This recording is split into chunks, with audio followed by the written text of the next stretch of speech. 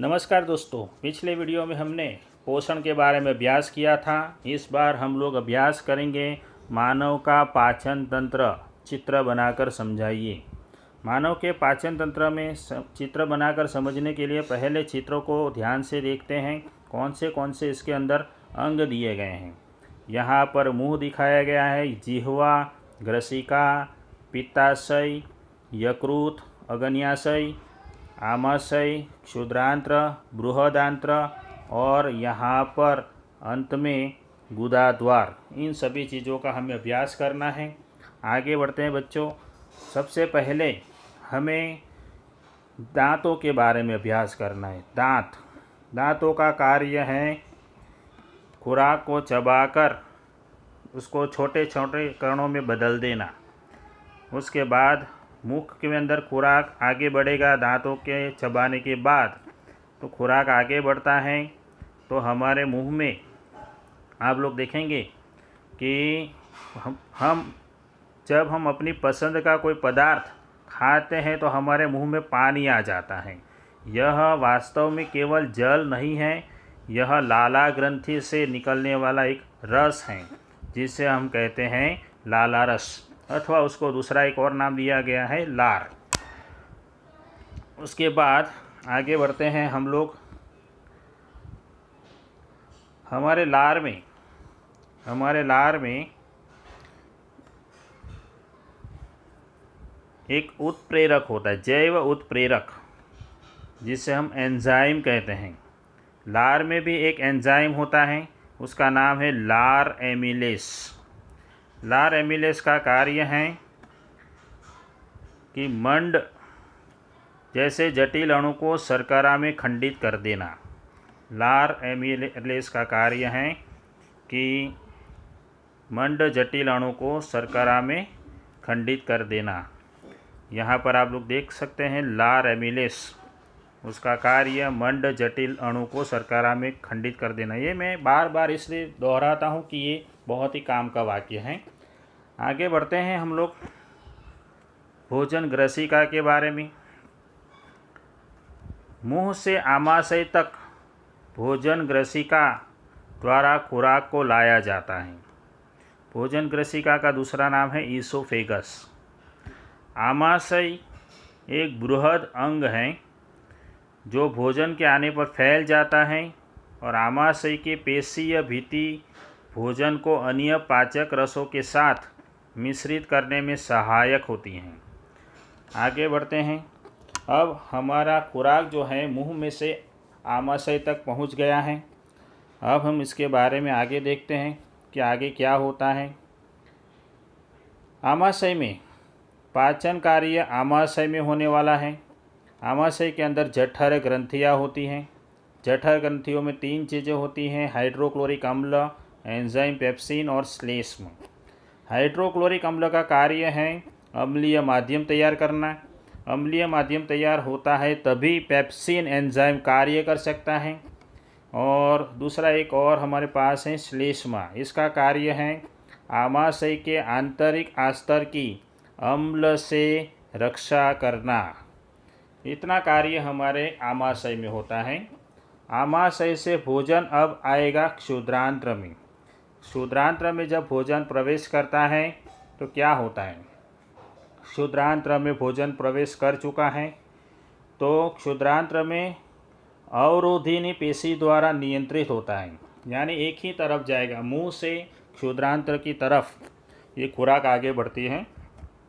क्षुद्रांत्र जो है आहार नल का सबसे लंबा भाग है, यानी छोटी आंत। और विभिन्न जंतुओं में क्षुद्रांत्र की लंबाई उनके भोजन के प्रकार के अनुसार अलग अलग होती हैं। घास खाने वाले शाकाहारी का सेल्यूलोज पचाने के लिए लंबी क्षुद्रांत्र की आवश्यकता होती है। मांस का पाचन सरल है, इसीलिए वाघ जैसे मांसाहारी की क्षुद्रांत्र मोटी होती हैं। आगे बढ़ते हैं।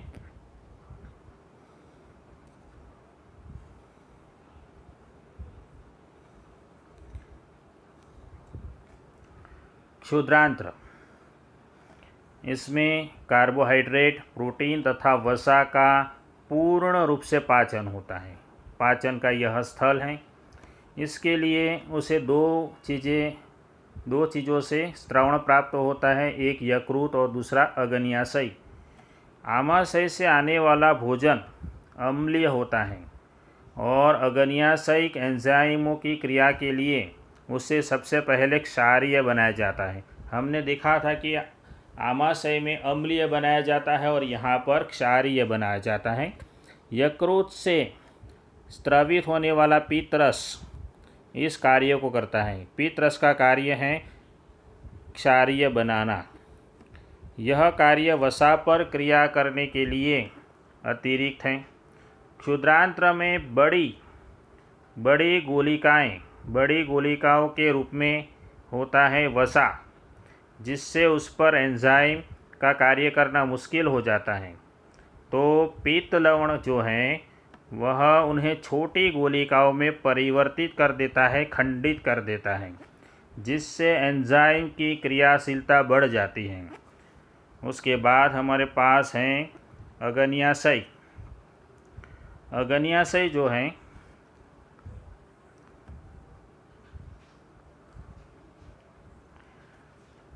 अग्न्याशय में हमने देख रहे हैं कि अग्न्याशय जो है उसमें अग्न्याशयिक रस का स्रवण करता है, जिससे प्रोटीन के पाचन के लिए दो एंजाइम मुक्त होते हैं, ट्रिप्सिन एंजाइम, और वसा का पाचन करने के लिए लाइपेज एंजाइम होता है।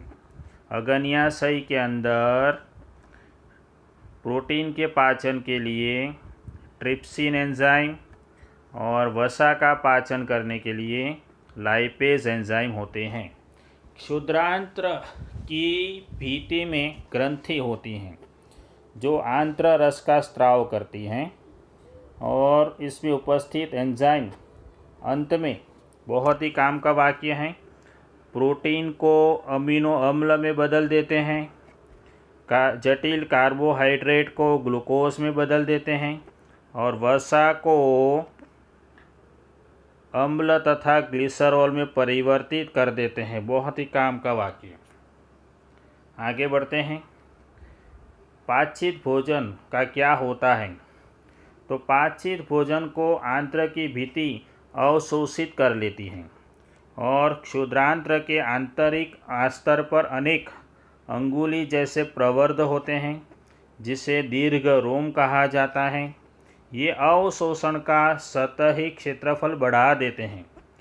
दीर्घ रोम में रुधिर वाहिकाओं की बहुतायत होती हैं, जो भोजन को अवशोषित करके शरीर की प्रत्येक कोशिका तक पहुंचाते हैं। यहाँ इसका उपयोग ऊर्जा प्राप्त करने, नए ऊतकों के निर्माण और पुराने ऊतकों की मरम्मत में होता है। तो इतना कार्य है। उसके बाद बिना पचा भोजन बृहदांत्र में भेज दिया जाता है, जहाँ अधिसंख्य दीर्घरोम इस पदार्थ में से जल का अवशोषण कर लेते हैं और अन्य पदार्थ गुदा द्वारा शरीर के बाहर कर दिया जाता है।